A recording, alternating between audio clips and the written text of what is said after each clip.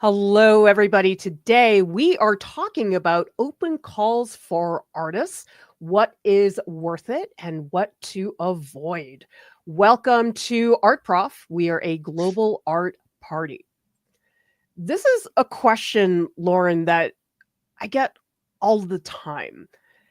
And I did start my career applying for juried shows at nonprofits, arts organizations that had galleries. And it's helpful to a point. What do I mean by that? Well, when you're at a certain stage of your art career, it does make sense. When you are just getting your name out there, putting your name out there, you need a lot of visibility. You want to try a bunch of different spaces or markets. Those open calls can be really helpful. But then it comes to a point where once you find your place a little bit, there's sort of a what now? At least that's my experience. What was yours, Clara? I found that they could only go so far. They are really great experiences just so you understand the exhibition process, writing an artist statement, framing your work professionally, doing all the paperwork that's required, learning about consignment contracts, which is usually what they do.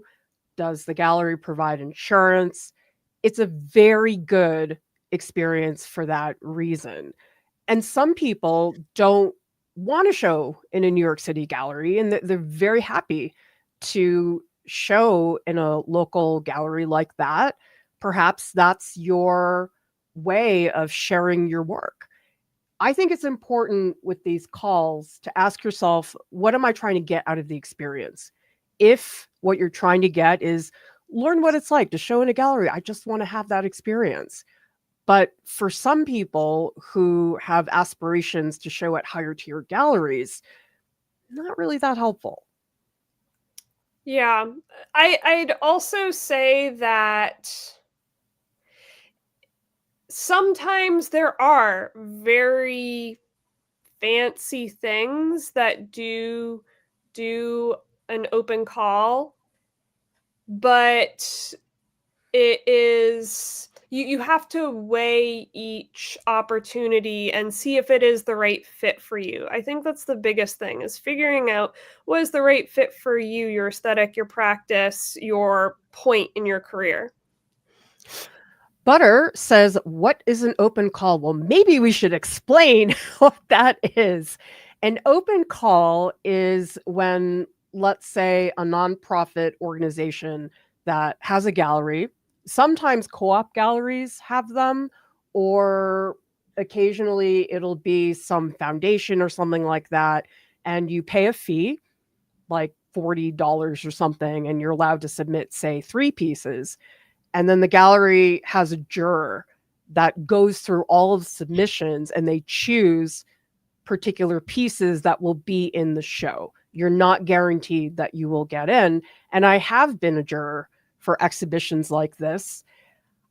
I can tell you from the juror point of view, you can't pay attention that much to the artists, because I did one, I think I had to look at 300 paintings and they were all in the gallery. I did not want to be there for 8 hours.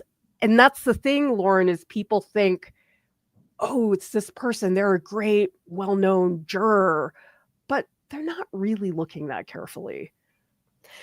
I have to push back on that. Of course you do. A little bit. Only because I've applied to things that has pushed my career along. I can say I applied to an open call for a little show at the gallery at Flat Rock in North Carolina. And this was a few years ago. Oh man, it must have been 2018.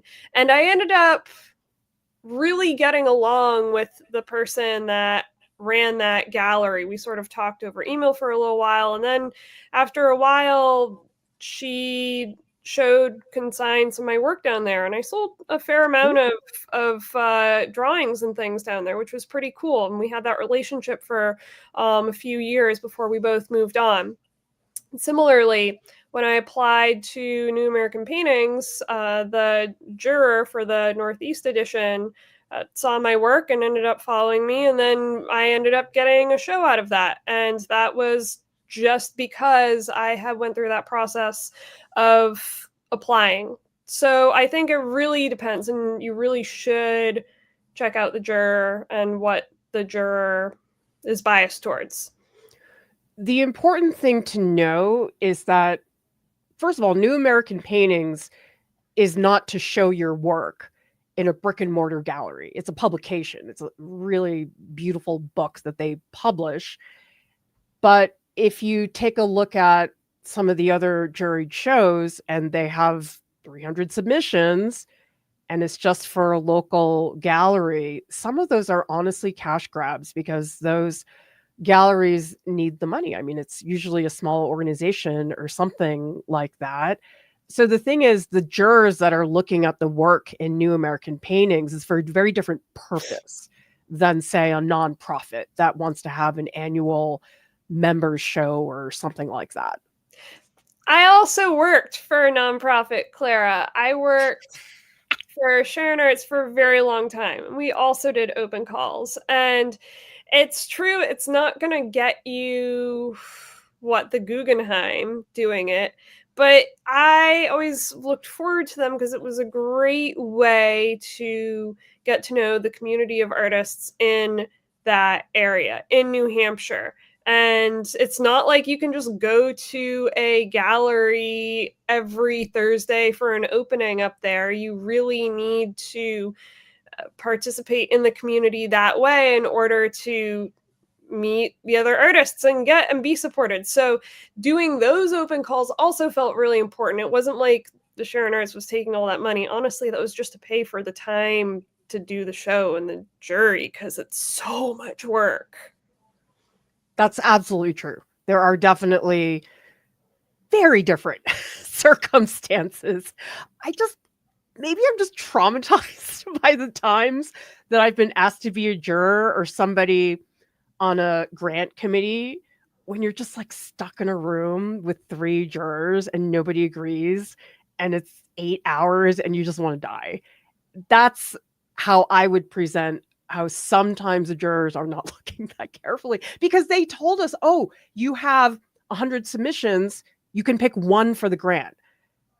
And I was like, we're never going to get out of there because there was this one juror who said maybe to everything because the first run was yes, no, or maybe. And he said maybe on 90%. Anyway, that's just me being very bitter. But anyway, the point is every single open call is different. And you really have to do your research and look carefully and ask yourself if that is what you need. Because there are other places, for example, let's take a look at NYFA, New York Foundation for the Arts, and they have a very good listing of artist opportunities. But even in a place like this, you gotta read the fine print. Yeah, I haven't used NYFA in a while. I do like NYFA. It's very extensive and it also has job opportunities and stuff on it. And it's not just it's New York Foundation for the Arts, but that's a little bit of a misnomer. They're based in New York, obviously, but their open calls are all over the place. But the reason I stopped using NYFA as much is because they're just so great that it gets a little bit overwhelming. There's a lot there and it takes a while to sift through. And there's, you can read halfway through a open call or a grant before realizing, oh, like I don't qualify for this, or oh, this costs $80 to submit 3 images. No, or this place sort of seems like a little bit bogus. So I ended up switching to getting a monthly email from Creative Capital, and that gave me a bit more succinct list of calls that we're running every month. And that's all the capacity that I really have right now is to just look through this once a month and see what fits. That's the other thing is there's a very big difference between some of the places to look for these calls. For example, I have found places like Creative Capital, New York Foundation for the Arts, much better than a place like Cafe. Oh yeah, cafe is too much for me. Cafe is everything under the sun. It's so difficult to weed through all of the things, and you have to ask yourself at a certain point if that's really worth your time. It's like that residency database. What is it called? I'm gonna get the words wrong. I think it's Res Art is. It's for residencies, and that's also it's great, but it's huge. It's residencies all over the world, and they can be fancy, super like McDowell residencies, or they can be somebody's basement that they want to have an artist come stay in. And it's Sign this notebook. You're in the gallery. So it's at this point in my life, in my tired body, I just need to pare things down. I need a little filter. By the way, everybody, we do have what used to be post live streams is now discussions. This is similar to the Art Alongs marathon channels in that you can ask questions here, you can chat with each other, you can do that here, and we will take a look throughout the live stream and answer your questions. Of course, you can do the same thing here as well, but I think a lot of people had a really great time interacting on the Discord because you can share images and links and stuff like that. So you guys can hop on there anytime you want. Alexandria says, answering artist calls is dependent on your goals. I belong to a local art group where only a couple of us have a goal of being a gallery artist, not me. I like open calls for me to keep making art. Exactly. People have such different goals because up here we have Anna who says they don't advance your career in any way. Galleries don't really pay attention to them, so exposure doesn't really happen. Different goals. Different ideas of what you're trying to get out of the experience. And depending on that, people will have a very different view for that. I also want to say, like Lauryn, that sometimes things can lead to something else in a way that you would never imagine. For example, Bromfield Gallery is a really nice the co-op gallery in Boston, and it's on the main gallery drag. And they have a window front and everything. It's got very good visibility, just the physical location. And I applied. They had something to have a solo show at Bromfield Gallery. I applied and I didn't get in, but they wrote me a note and they said, well, we really liked your work. How about let's just do a solo show later? I was like, what? Like, okay, That's you get cool. rejected from being accepted to the chance to do a solo show, but I got one anyway. Yeah, I think that there's so much under the surface of these open calls to things, and there are many other things that can come out of them besides you get in the show or you get rejected. And I think oftentimes people lose the in between there. There are lots of other outcomes that are sort of like gray outcomes, but might be worth that kind of wild card. We also have a question from Jen who's asking, how can you tell which are bogus? Yes, there are going to be some that are not that legit. Couple things to think about. Vanity Gallery. This is a show where you pay them oftentimes a very high fee. Sometimes it's thousands, sometimes it's $900. They say, if you pay us $500, you can have a solo show, but that's a problem. Yeah, it's a problem because if you're paying them, they've got no incentive to do anything about your work, to do any sort of advertising, to sell any of the work, because they already got their money. They got it through you.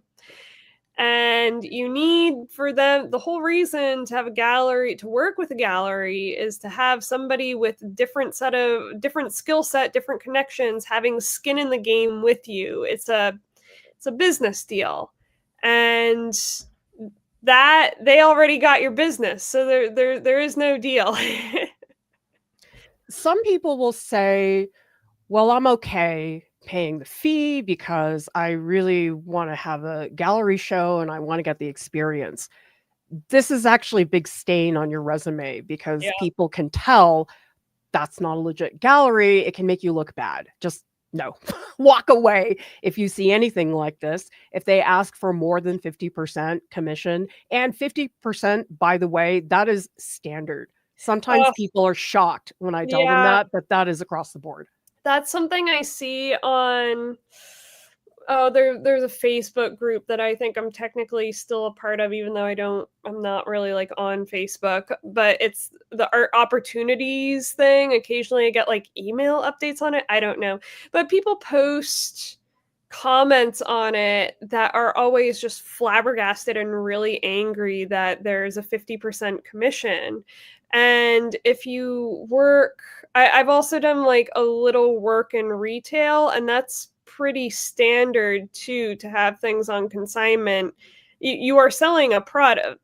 It feels hard to say this because art's so spiritual and wonderful and personal, but you are selling a product, and that 50-50 split is very common across the board, unless you are working with a nonprofit or a school, in which case it's going to be less because their funding is such and their mission is education. It's not to sell things. It's not because they are a store. So that's one thing that I've loved people to understand and to also get your 50% worth out of the gallery, because that also means they should be doing some things for you. If you get into the show and there's no contract, walk away. It doesn't matter. That's very bad, because pretty much any legit place is going to have something you sign. Usually, as Lauryn says, it is consignment, but that's a big red flag as well. Olive is asking, do open calls often have art style that they prefer depending on the gallery, or is it often just any art style goes? It depends on what you're applying for. There isn't a style, I would say. It really depends on the curator or the director, whoever is running the call, and whether it is a solo show or a group show. I'd say a lot of the open calls are group shows that I've seen. And in that case, there's oftentimes a kind of theme that they want things to all be cohesive under. But usually, I think the best way to figure out what they're looking for is to look at what that curator, the juror, has organized in the past, to get an idea of what they're interested in, what they're thinking about, because it doesn't make a lot of sense if you are a painter and the person that you are applying for a show or a grant from only does things with new media. That doesn't make any sense. They're not going to pick you. A lot of the nonprofit places, they oftentimes have past shows. You can just take a look at it and see the type of work that's being submitted. There are some open calls that are just annual show, and just whoever gets in. Sometimes there is, as Lauryn says, a theme. Sometimes they'll say, okay, this show is about blue, has to relate to blue somehow. Sometimes Clara, I have seen that open call on You have? Cafe for a gallery in Colorado that wanted the show theme was blue. I'm not even kidding. So original, right? Or sometimes if you are showing, let's say, at a printmaking organization, they may have a show that's just for printmaking. So usually there's a theme, there's something cohesive, but sometimes it's nice to be able to just submit whatever. I would just say it's no skin off your back to apply if you can afford it. And I I do think it's a worthwhile experience to do once or twice if you're curious about it. Yeah. I know artists that are even professional, mid-career. Sometimes there are galleries or collectors that run an open call just because I'm trying to remember one that just happened. I think it's like the Shed. I can't remember who runs the Shed, but people applied to that. Oh, the Brooklyn Museum had a sort of centennial show. They did. My student Tatiana was in it. Did anybody see the Exactly. video? Yeah. So that was an open call as well, Clara. I actually applied to that one. I didn't get in, unfortunately. It was for artists that were living in Brooklyn. I was a little bit sad, but I was very happy for Tatiana. And I thought You're a the bad artist artist. show. That's why. I know I'm a terrible artist. No, it's because they found out that I'm actually from New Hampshire or something like Exactly. that. No, but it was a great show, and I think that It that was. was really worth it to apply to that. Obviously, for anybody that got into it, you know? Yes. Rainbow Unicorn says, I feel like selling in local parking lots under tent, depending on business laws, might get more transaction for sales. I don't know though. The thing about the juried shows is, of course, it's lovely if somebody buys your stuff, but for the most part, my guess is a lot of the reasons artists submit is so they can show. If you sell, that's nice, but you're probably better off trying to sell in another way. I don't think juried shows are a great place to Yeah. expect a lot of sales. Yeah. Group shows are weird like that. Some things will sell. I've seen things from every group show that'll sell, but the likelihood that it's yours is kind of low. For a juried show anyways. For group shows that are put together by a gallerist that I've been a part of, your rates for that are a bit higher, but it's because they've got I don't know what you call it, a collector base that they have curated or worked with and know what they like, and so that's where some of those curator or gallerist skills come in, where they sort of show your work around, advertise your work around to these people, and are say, like, hey, are you interested in this? That kind of thing. But with the group shows, that's the thing. Coming into an open call group show, the curator, the gallerist doesn't know you. This is your first interaction. This is an introduction. So there's not really any sort of warm up. Your work's not getting shown around with these people. So that's sort of the difference there. For the goals that I had when I was showing at the time, to be honest, the best opportunities I had to show is because somebody dropped in my lap. It's because I knew someone or someone referred to me. I know that's very depressing to hear, but that's where the jury shows are severely limited, because I had a friend who was curating some show in New York City. It was a group show or something like that. And she's like, hey, you want to put it on? I'm like, okay, here it is. Like, that was it. Like, I didn't have to do anything else. And it actually was a pretty nice storefront. I think it was like in the East Village or something like that. And I had my work in the window. No effort. Has that been the case for you as well? I've had random stuff like that. Just it's gotta be like a month or so ago now, before I moved studios, like right before. I had somebody, oh, this is really interesting. Somebody who I had asked to do a show at the Sharon when I worked at the Sharon. She did it was two small shows that were sort of next to each other. And we hadn't really talked much since then. And then she just emails me out of the blue and she's like, can I use your really big painting? Can I put this in a show that I'm curating up at this, at this place that I'm at, in not Chatham.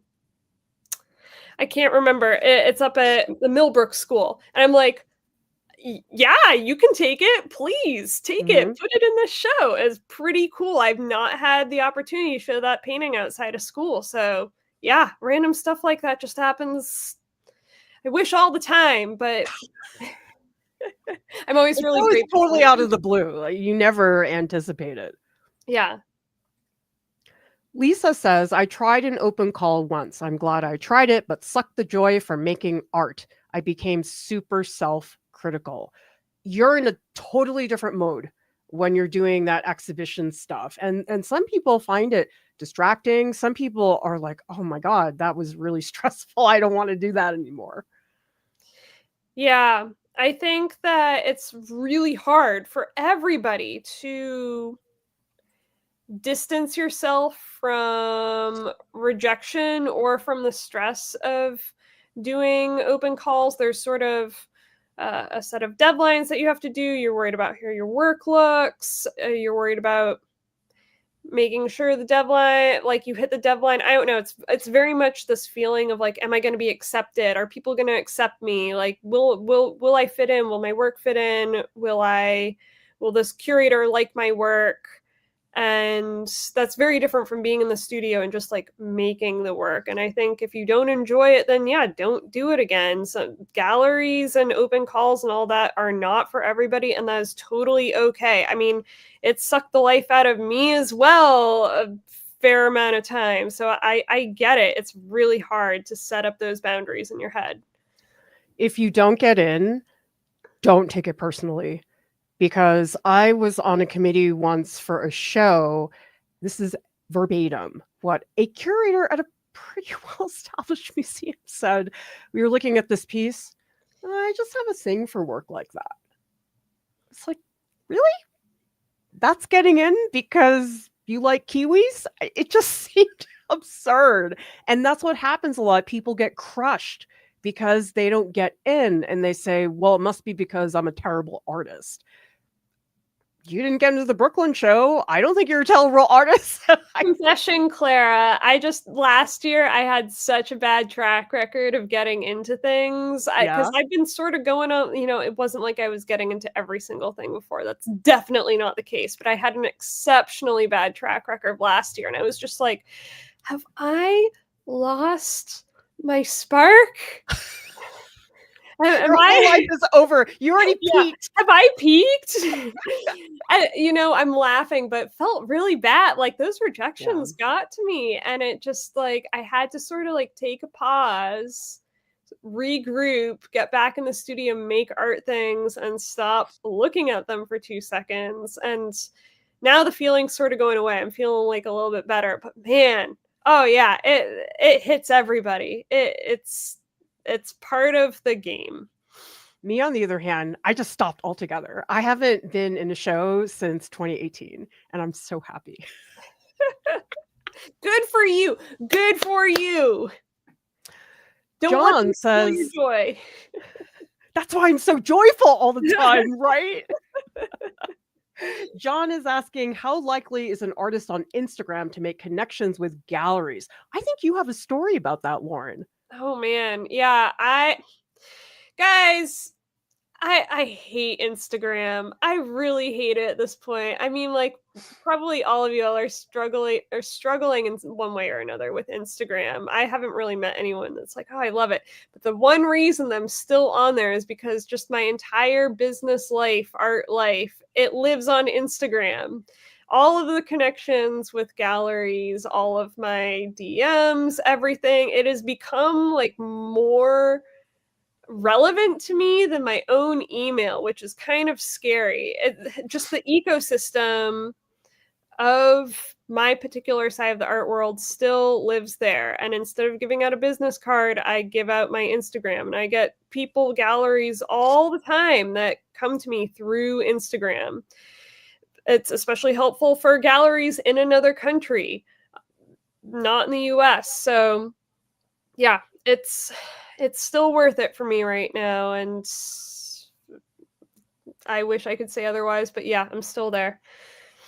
Instagram really is where the galleries are. I don't see them really on any of the other platforms at all. Yeah. The thing I will say is that all of what we're talking about, if we're talking about networking and connections and doing all these things, it comes down to relationships. People say, well, how do I network? I'm like, you just have to get to know people. And it doesn't always mean talking about work. There was an art director that I followed, and there was a picture of a dog in his post, and I was like, "Oh my gosh, I love your dog." And now he's following me. Like, Yeah. Yeah. Oh, it's always stuff like that. it's There's all there's a guy on Instagram. He's not a gallerist. He's a photographer. He's a photographer for Vogue. And he has a pigeon named Job, and I'm obsessed with this pigeon. Like, I love this pigeon. I love that there's an artist with a pigeon that uses their pigeon in their photographs. And I follow him on Instagram just because I'm like, I want to draw your pigeon sometime. Like, is nothing to do with our work at all. I mean, he makes great photographs, but I'm like, give me more of your pigeon, please. if you comment consistently and write intelligent comments that use punctuation and grammar, you're going to stand out a lot more. Of course, it depends on how big the Instagram is. If it's got half a million followers, you're probably not going to be noticed as well. But there are a lot of smaller galleries where they do notice comments. I was doing that with a gallery in London recently, just for fun, whatever. And you do get replies. And once you've done that multiple times, people do notice. However, some galleries are big enough that it's like the intern who's responding. A smaller gallery, you could actually be getting it from the owner, and that's where the differences can be so different. Butter is asking, what kind of things are contained in the contract? Juicy. Well, it has what's it, the 50/50, what do you call that? Commission. The commission rate. Oh man, I've got a cold right now. I'm so sick. My head is like, you're the one who's showed in big gallery. No, I know. I'm losing my words here. Oh, Clara. Okay. It includes the things about shipping, when you need to drop off your work, when you need to pick up your work, how long the gallery is responsible for it. If there is insurance, that's a big one. Check for insurance. What will the buyer pay for shipping? Will you pay for shipping? Can they use reproductions of your work? Yeah. Can you think of any others, Clara? Well, the first thing I would say is that it's not usually called a contract. It's usually consignment for sale or loan agreement. It's one of those two. The contracts are not long. They're, I don't know, maybe 2 pages, maybe not even. But for a juried show, and it's just a single or just a few artworks, it doesn't tend to be that involved. If you have like a solo show with a gallery, yeah, that's going to be a lot more involved. Brian asks, have you ever had a really great work, excellent, but you were rejected because the gallery is a small gallery? Brian, can you follow up and let us know what you mean by small? Do you mean physically small, or are you asking about a gallery that doesn't have 1 million followers? So we'll answer once you get into that. Alexandria says, I visited a gallery show where a gallery sitter disappointedly described how the call made her think it was for something else. Hers was unaccepted. It wasn't style, but subject. To know, all subjective. Exactly. That's the word here. Subjective. Yeah. Super subjective.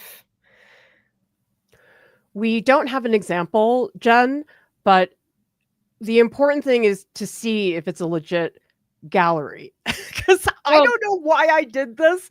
I must have been like 21, but there is some gallery in Cambridge, Mass. It was more like a little shop. It wasn't really a gallery. That stuff. And my friend had asked me, oh, well, there's this show. Why don't we both submit? And I was like, okay. So I show up with the work and I say to the person there, well, where's the paperwork? And she's like, oh, we don't need it. I was like, really? You don't need anything? And she hands me a notebook and says, well, I guess you could write something down. It's like, that's no. If they're not organized enough to have those things, that's like sort of a red flag. How can you expect them to keep your work organized, keep track of your work? And I have had people lose work before. That's Wait, can I tell a story about being conned? Yes. Okay. Oh, This by is the way, before yeah, you tell that story, sure. if you guys find a call and you're thinking about it, ask us in the Discord because I do that all the time. They'll just send me the link and they'll say, "Is this legit?" And I'll look at it and I'll say yes or no. Because I think this stuff is extremely difficult to navigate if you haven't done it before. Your best bet, ask us in the Discord. We can help you with that. Yes. So this is one of the even I got sort of conned on a thing, and it was kind of a little bit recent. And I'll tell you why. So there was a residency opportunity that was in China, and I was like, I want to go back to China. I really want to go back to China. I have studied my Chinese. I've been just yearning to go back. So I submitted my work, and I guess it was also supposed to be looked at for a show. It seemed like they have very pretty pictures. They had, some big sort of names on there, but it was expensive.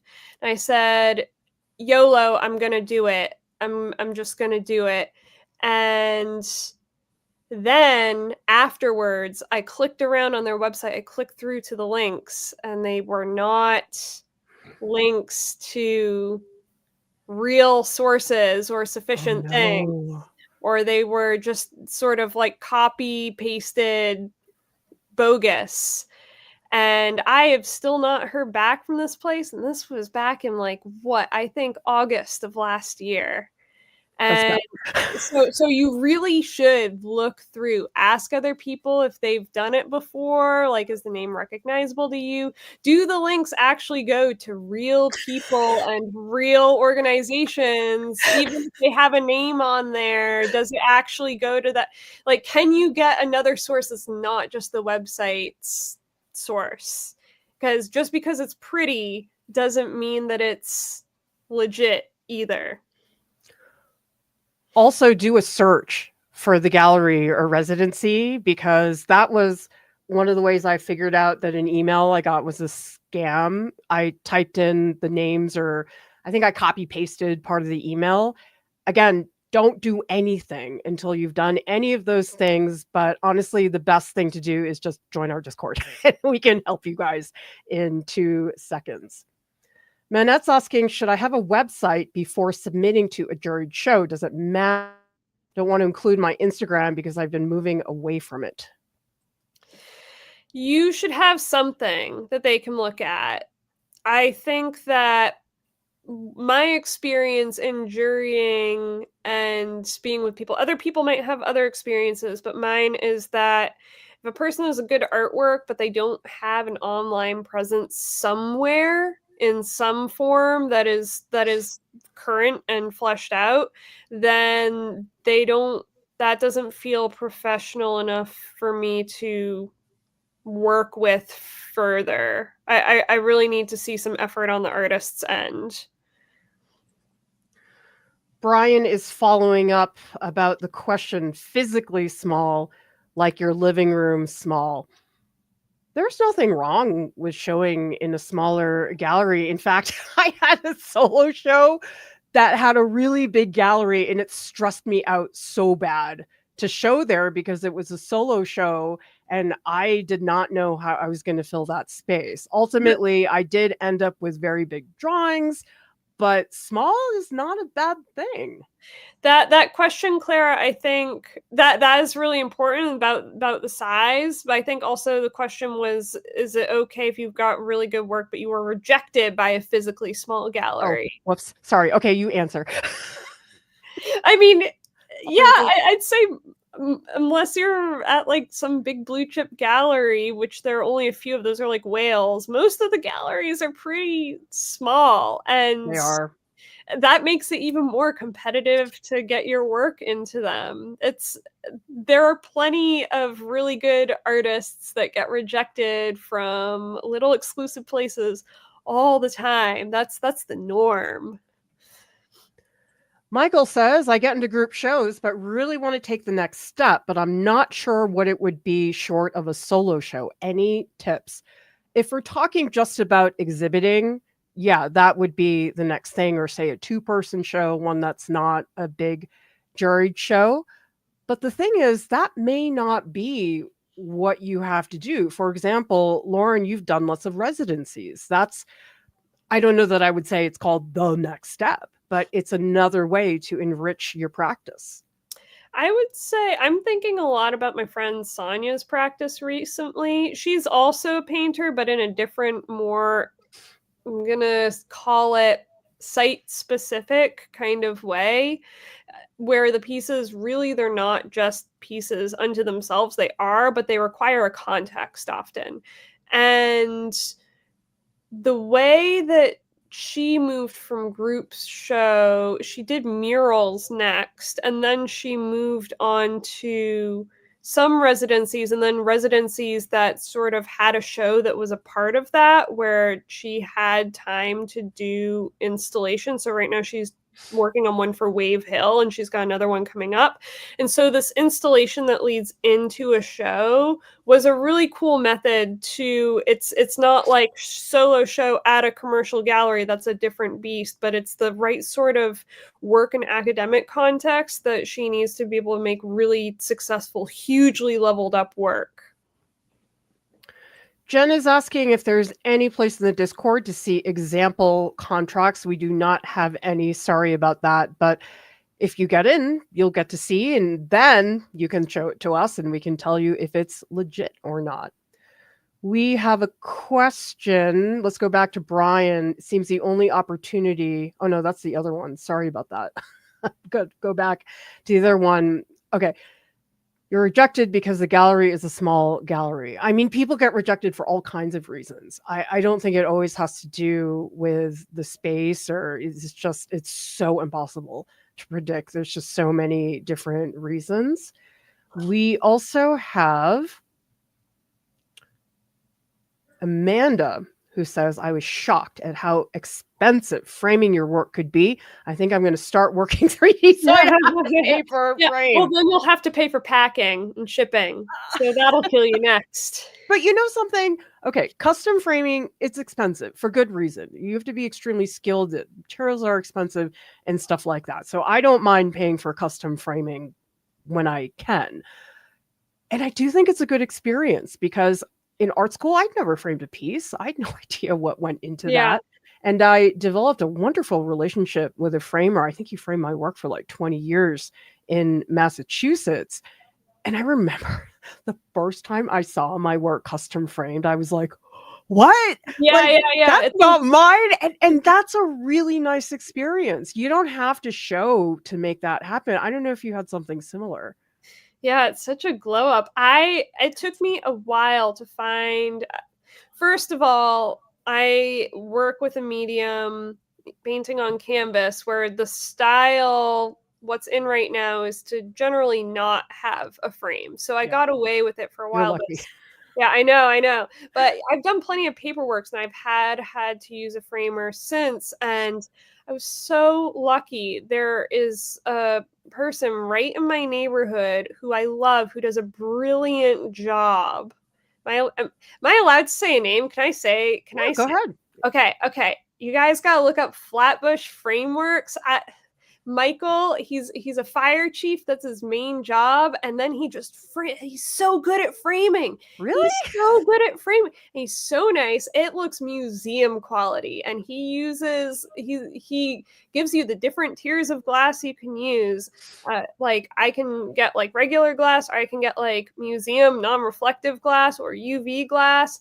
And he just has such a good eye and such a clean hand. And he is very affordable for me, and I've worked with him for 5 years now, and I'm just obsessed. I hope that I'm like you and I can work with him for 20 years. Like, even if I move away from New York, I'm gonna drive all the way down just so he can frame my things. Joseph is asking, is it okay for artists to ask or expect the gallery to frame the work? I cannot afford to do so. Usually if it's a juried show, they will not do that. Yeah. Solo shows, It'd have to be pretty high-end gallery for them to do that for you. I've worked with a gallery that will frame the work, but as a part of that, they also get to price the work, and sometimes the cost of the framing, they'll front the framing, but the painting sells. They'll take that cost out of the cost of the price of the painting. So you are paying for the frame. Yeah, well, so if the work doesn't sell, then no, but if it does sell, then you do. I've seen one place that does that way. So there's not risk on your part if it doesn't sell, but if it does sell, how do I put this? It's not like you are losing money. You are prevented from risk of framing all your things and paying for it if it doesn't sell. But if it does, then you share in the cost of that, which, makes sense to me in this kind of situation. Like, you get the consolation prize if it doesn't sell of having free framed work. For perspective, everybody, I'm not so she like Lauryn. I have never had a place ever pay to frame my work. I think that is something that not everyone gets to experience. Yeah, it really depends. Although, Clara, I have to say I've had this experience at two galleries. One was shishi and one was not shishi. So it really depends on the person. It depends. It's very situation to situation. I would say that your experience is much more common. People do not frame for things, and that's pay to frame things. And that's one of the reasons why I work on canvas and don't use frames. John says, do you think it's worth it to try and get work into a gallery where you feel just average excited about just to get work into any place at all?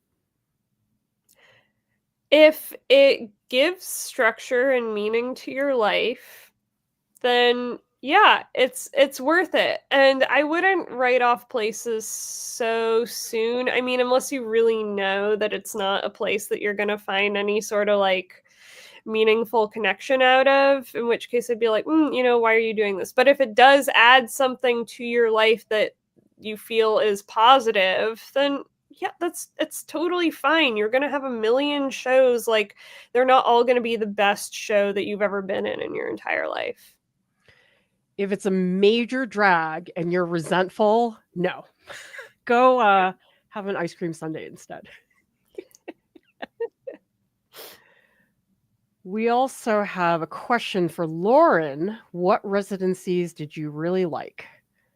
Oh, man. The residency that I just got out of with Sonia back in, November now. So I didn't even just get out of it. A few months ago. Was really, really incredible. It was called the Macedonia Institute, which shortens to TMI, which I think is a funny name.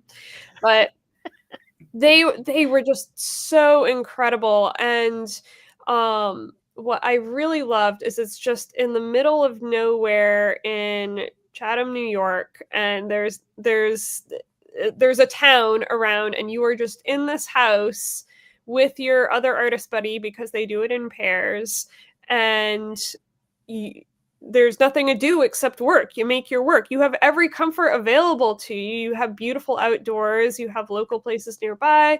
You have all these materials provided for you and like workspace, big workspace and barn. But you've got no distractions. And it was really wonderful for getting a really solid collaboration going. And I'm very thankful for that. Also cost no money. Sometimes. I've looked at some residencies where I'm like, I think I should just book my own hotel and flight. There's such a range. You just have to really read the fine print because there's a lot of it. I want to show this from Olive, who says, I only have 2 of my digital drawings framed. It was my dad who got them framed for his office, and it was the best feeling in the world. Exactly. A positive experience. People don't realize how important framing is. I mean, my first reaction was, oh, I don't want to pay for this. But once you get a great framer, once you have that feeling, it just, there's such a lovely moment there for an artist. Manette says, so if I put my Instagram as the website, is it okay if there's not just art on there, books I'm reading, hiking, or should I clean it up before submitting? I should say good. I would say a good portion of it should be art. Like you shouldn't have to search for the art. You should be able to glance on it and at least see a few pictures of the art on there when you just glance at it. That's a whole other stream. Yeah, you've got other streams on it. However, I will say that if this is something you intend on doing more than once and even regularly, it is time to think about having sites that are just for your work. Because sometimes I go to an artist's website and it will say paintings, drawings, yoga. It's just a little distracting because then I'm reading about the yoga class and then I'm not thinking about the work anymore. And honestly, it doesn't take that long to get something up. There's so many website templates now. You don't need to have 100 artworks on there. I think it is worth your while. Yeah, I agree. I also think that I also understand how intense it is to make a website though. I just To make updated a good website, that's what you No, need. I know. I have mine all laid out and everything, but I did not update mine for over a year, Clara. I just updated. I went longer. I went like Yeah. 2 years. Like there's some friction there. So I just want to say I understand that friction and I see you and hear you, and also it must be done if we apply to the things. Question from John. Do you guys think it's worth it to try and get work into a gallery where you feel sorry, that's the We same one. already did that one. Sorry. Yeah. I was like, I thought that I had gotten You to too, that one. Clara. Oh no. Brain My fog. life lately has just Brain been, fog. oh, what am I doing now? Okay, I'm here 5 minutes. I know. See. I think a good thing to consider, and not just in the context of a show, you really have to ask yourself, why am I doing it? Mhm. What am I trying to get out of this experience? Because oftentimes the word I hear artists use is should. Well, shouldn't I show? Shouldn't Mhm. I sell my work? Selling does not validate you as an No. artist. No, and in fact, you'll find what I've found is that even if you do sell your things and you get that money, and that money is great, having that money is great. But if you're not right with yourself inside, um, if you're not if you It feels like you're talking about internal organs. No, I mean, like, your internal if your mental space, if you're feeling insecure, selling your work or doing a show isn't gonna change that. In fact, it's probably going to make it worse. You're gonna feel great for, like, 2 seconds, and then it doesn't matter if it's the highest thing in the world.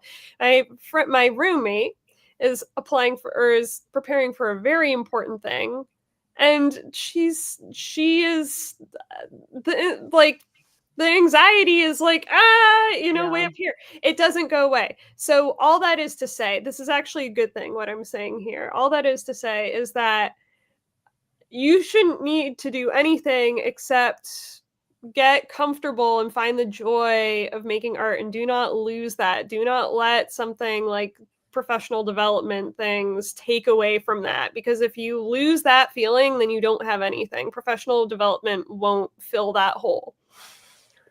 That's why I stopped showing.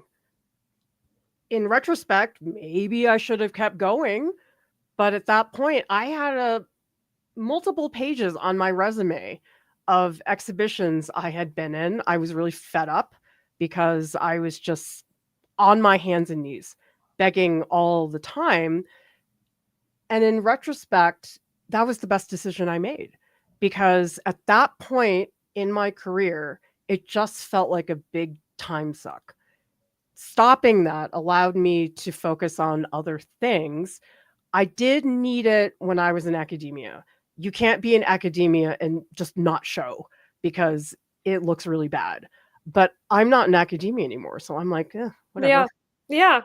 Yeah. Those that world's rules only apply to you so long as you keep yourself in that world, but you don't have to be in that world. And once you're outside of it and you look in, it's just like, why? Why was I so obsessed with this? Olive is asking, what if I have a portfolio for character design, etc.? Separate section for the open call stuff. Whoops. Paintings, illustrations. Is that okay?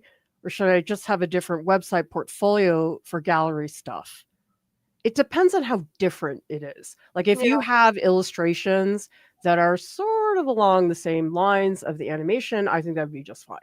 But let's say you have Pixar like looking characters, but then you have extremely angsty sculptures made out of burlap and like that doesn't relate. That has made me consider recently, Clara. I was looking at my website. I'm like, is this body painting too different now? So it's like it's I don't think it something. is.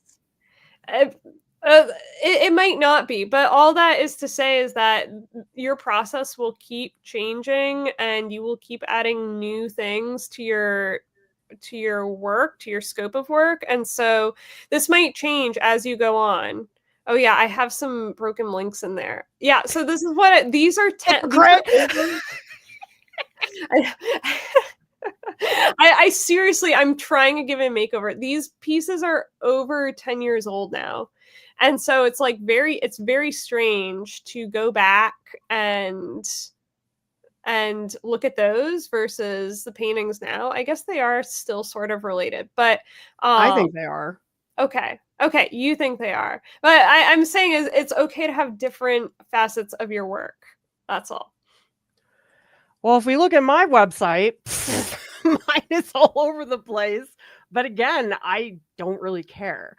For example, when I send stuff to art directors, I put it here under illustration. And this is basically my portfolio. And I also have a link to it because what I actually send them is a Google slideshow, which shows all I of love the the beef one. portfolio The beef pieces. one's so great. Mostly, I also really like that show. Yeah. Oh my gosh, that show's amazing. I It's love so Ali good. Wong. But this is the illustration page. However, I also have stuff. I have stuff from way longer than 10 years ago, Lauren. Oh my God. This stuff is from like 2006. I still love that. I'm still very inspired by that stuff. I think about your like waiting series This all the one. time. Yeah. But I also have stuff that's like plein air. And I think sometimes you can mitigate the scatterbrained like quality a website can have by having a good structure. If you Yeah. don't organize it well, sometimes that will call more attention to the differences. I was very clear about having different galleries. So if you look at the Bread Fairy work, you can see it as a body of work. Like there Oh, is yes, it's so actual. cohesive. It's so delicious. It's making my stomach grumble. Angela, whoops, sorry, Lauren. Just trying to get rid of you. You keeping me out? Angela says, can you have a website without a checkout successfully? It gets expensive when it is not selling. Are you asking whether you should keep a A store? cart or store on your page? Yeah, Yeah. I wasn't sure what that is. My website does not have a store attached to it. Mine don't either.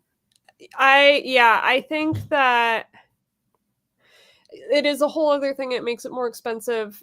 For me, the website is purely an archive of past work all in one place, like a public Me too. archive. I don't mean to sell things on it. It's to give gallerists, academics, regular, like, I don't know, people on the street, buyers, whatever, like a frame of reference. That's it. Jen is asking, what are your thoughts on ateliers or artist co-op galleries? The quickest definition I can give for people who don't know, an atelier is usually a small art school. Depends, but most of them generally are not accredited like a large university or something like that. Most of the ateliers that I've seen do very, very traditional, like Renaissance type techniques. It's all very realistic painting and drawing techniques. A co-op gallery is a group of artists who join together and they have a gallery. And usually by getting membership, usually have to pay some sort of monthly fee. They say, okay, you have to do gallery duties, like you have to do gallery sitting, you have to do some administrative work, there are meetings and stuff like that. However, you get to have a solo show once every 2 years, or you get to be in the annual member show automatically. There's a huge range. I mean, there are some where you're like, what am I paying for?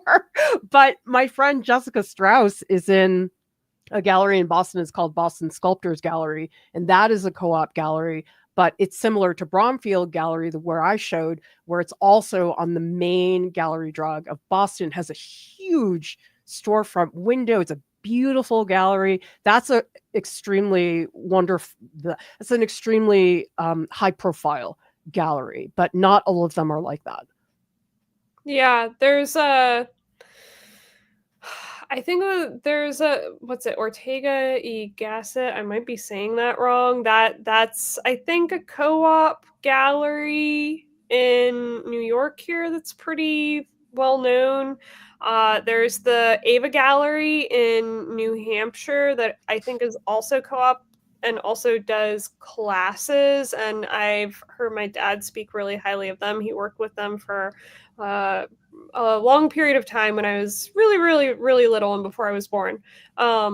So there are ones that are that can suit you and your needs really well. It's just you have to, again, do some research and figure out what fits you best. One more thing.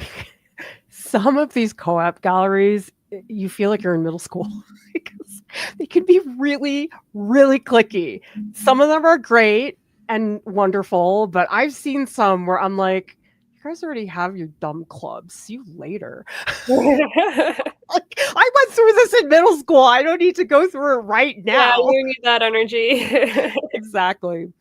Reminder, everybody, registration for the March and April workshops, that is due today. Very important to register today, because if we don't get enough enrollment, we will not be able to run the workshops. We have workshops that are taught by me. Jordan is actually teaching 2 workshops as well, and Mia is also teaching 2 workshops, one in painting luminous colors and also sparkly painting. The link to the workshops is in the video description below. It is a 2-week workshop, audio critiques, and also a 3-hour live session.